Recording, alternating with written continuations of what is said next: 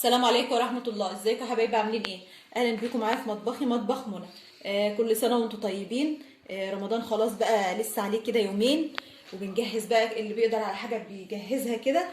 فانا ان شاء الله كده من ضمن التجهيزات اللي بجهزها ولازم تبقى معايا في الفريزر عجينة الطعمية.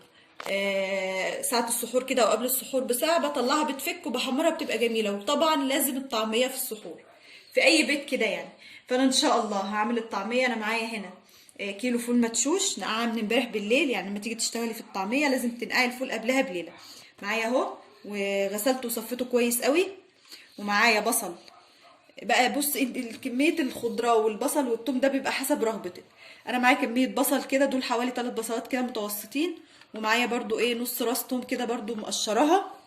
والخضره بقى ايه، شبت وكزبره وبقدونس. بس الشبت بتحطي عود صغير جدا، لان لو كترت الشبت بيغمق لون الطعميه، بيخليها تسود. ومعايا واللي ما بقدرش ان انا اعمل طعميه من غيره، الكرات. الكرات الفرنجي على فكره احلى كمان من الكرات المصري. باخد العيدان وباخد الراس بتاعته، كل حاجه بيخلي الطعميه يعني حاجه روعه. بيبقى جميل جدا. هنجيب بقى الكبه ان شاء الله، هنبتدي نشتغل ونجهز الحاجات بتاعتنا دي ونخلطها كده في الكبه نضربها. هنشوف ازاي بقى. هنبتدي بقى نضرب الطعميه بتاعتنا او نفرمها كده في الكبه. نحط فول وبصل والثوم. انا بحب ايه انوع كده وانا بضرب، ايه احط كل حاجه في الضربه الواحده يعني. والخضره بتاعتي. ونقفل كده بقى وايه، نبتدي نفرم الطعميه بتاعتنا. بسم الله الرحمن الرحيم.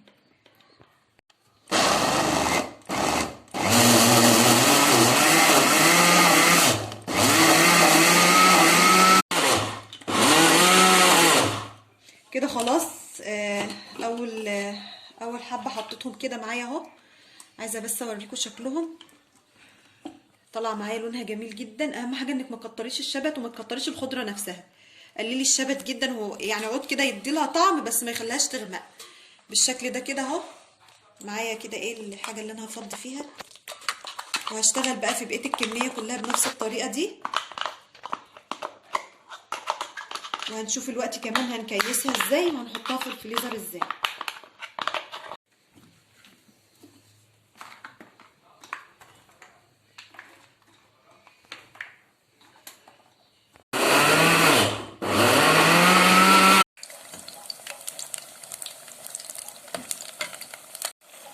وانا لسه بعمل في عجينه الطعميه، طبعا لسه ما خلصتش، بس ولادي شموا ريحتها كده وريحه الخضار وهي طالعه بيبقى ريحتها حلوه قوي.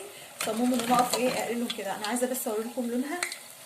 شوفوا اللون، لونها حلو قوي مش غامقه لاني ما كترتش الخضره. ومضروبه جميل جدا، ناعمه قوي قوي قوي. معانا اهي. انا حبيت بس اوريكم كده شكلها وهي بتتحمر. وهرجع تاني اكمل فرم العجينه بتاعتها. لونها في منتهى الجمال. يمكن الكاميرا كمان مغمقاها شويه. كده بقى شكل الطعميه معايا اهو. هرجع بقى اكمل فرمها، هدي دول للولاد ياكلوهم وارجع انا اكمل فرمها ونشوف احنا بنعبيها في الاكياس. لون الطعميه معايا لونه حلو قوي على فكره، بقول لكم الكاميرا مغمقاها قوي. عايزه افتح لكم بس من جوه اوريكم لونها. شايفين لونها؟ على فكره هي مستويه، اخده السوا الصح بتاعها وطعمها في منتهى الجمال. اهي معايا اهي، لونها اخضر وجميل، لونها مش مغمق خالص. كده هي معكوكه مكان ما كنت بعجنها. معايا كده اهي ومستويه وطعمها حلو قوي. انا طبعا زي ما قلت لكم لسه ما خلصتش فرمها، لسه هكمل فرمها. بس انا كنت عامله شويه كده للولاد. هنشوف بقى هكمل فرمها وارجع لكم تاني. معايا كده الطعميه خلصتها فرمتها كلها. زي ما اوريكم شكلها كده وهي بتتحمر، وشكلها من جوه في منتهى الجمال، وريحتها وطعمها حاجه يعني جميله جدا. انا عن نفسي ما بحبش الطعميه اللي من بره دي خالص. بحب دايما الطعميه اللي بتتعمل في البيت. هنبتدي بقى ايه نشوف بقى هنعبيها ازاي في الكيس. نجيب الكيس كده وتشوفي انت بقى ايه بتحتاجي قد ايه في السحور بتاعك او في الوجبه بتاعتك. وبتعبي الاكياس كده معايا. انا بالنسبه لي الكميه دي في السحور حلوه قوي. بنفس الطريقه دي كده نخرج الهواء ونربطه كده. ومعايا كده ايه حاولي بقى ايه تبططيه كده ايه علشان لما تيجي تحط كيس ورا التاني ايه ما ياخدش مكان بالشكل ده. هعمل كل كميه الطعميه كده في الاكياس وارجع لكم تاني ان شاء الله. كده خلاص عبيت الاكياس بتاعتي بعجينه الطعميه كده كميه ما شاء الله، يعني هتنفعني كذا يوم. وطبعا احنا مش كل يوم هنقلي طعميه وبطاطس وكده في السحور، لا يعني ايه هنشكل يعني يوم كده ويوم كده. بس عندنا اهوت عجينه الطعميه جاهزه عندنا في التلاجة، وطبعا هندمس الفول وهنعمل الزبادي وعندنا البطاطس النص مقليه، كل حاجه عندنا كده ايه. ونرحم بقى اولادنا من ان هم ينزلوا في زحمه الفوالين وكده. اهو عندنا كل حاجه جاهزه في البيت وما نشيلش هم سحور ولا اي حاجه اهو.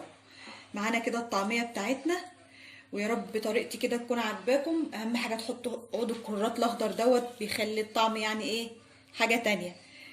ان شاء الله تعجبكم كده الطريقه دي. وما تنسوش بقى اللايك والشير والسبسكرايب وتفعيل الجرس عشان يوصلكم كل جديد. السلام عليكم ورحمه الله.